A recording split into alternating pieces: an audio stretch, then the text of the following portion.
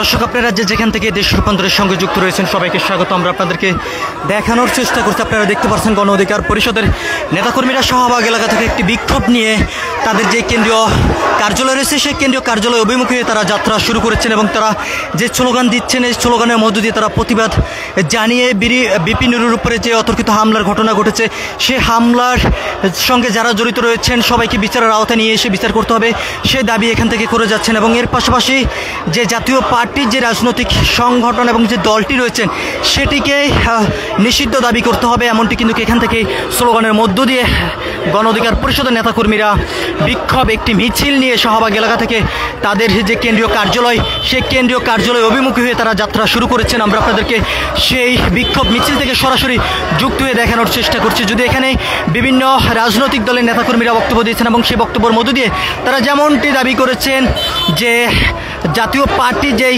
14 দলীয় যে জোট যেই সংগঠনটি রয়েছে এটি নিষিদ্ধ করতে হবে এবং যত সময় পর্যন্ত নিষিদ্ধ না করা হবে তত সময় পর্যন্ত তাদের যে সংগ্রাম সেটি চলমান থাকবে, এমনটি কিন্তু এখান থেকে নেতাকর্মীরা বলেছেন। আমরা আপনাদেরকে দেখানোর চেষ্টা করছি। আপনারা দেখতে পাচ্ছেন যে গণ অধিকার পরিষদের নেতাকর্মীরা একটি বিক্ষোভ মিছিল নিয়ে শাহবাগ এলাকা থেকে তাদের যে কেন্দ্রীয় কার্যালয় রয়েছে সেই কেন্দ্রীয় কার্যালয় অভিমুখী হয়ে তারা যাত্রা শুরু করেছেন এবং এই সমাবেশ থেকে সর্বশেষ বক্তব্য দিয়ে গণ অধিকার পরিষদের সাধারণ সম্পাদক রাশেদ খান যে ঘোষণা দিয়েছেন স্বরাষ্ট্র উপদেষ্টা পদত্যাগ না করলে সচিবালয় ঘেরাও করার ঘোষণা দেওয়া হয়েছে এবং জিএম কাদেরকে কেন এখনো পর্যন্ত গ্রেপ্তার করা হচ্ছে না সেই প্রশ্ন এখান থেকে নেতাকর্মীরা করে যাচ্ছেন। আমরা আপনাদেরকে আরও একটি বিষয়টি জানিয়ে রাখতে চাই, বিভিন্ন রাজনৈতিক দল যেমনটি বারবার বলছেন যত সময় পর্যন্ত জাতীয় পার্টিকে নিষিদ্ধ না করা হবে তত সময় পর্যন্ত এই আন্দোলন সংগ্রাম চলমান থাকবে, এমনটি কিন্তু এখান থেকে বলেছেন। আমরা আপনাদেরকে দেখানোর চেষ্টা করছি যে গণ অধিকার পরিষদের নেতাকর্মীরা একটি বিক্ষোভ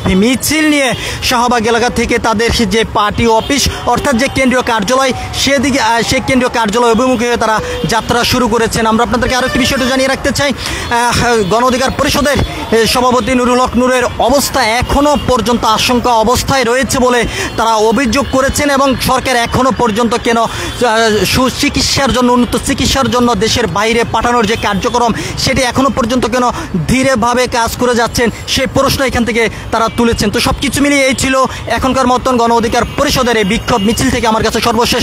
পরবর্তীতে আপডেট পাওয়ার জন্য দেশ রূপান্তরের সঙ্গে থাকুন। সবাইকে ধন্যবাদ। আল্লাহ হাফেজ।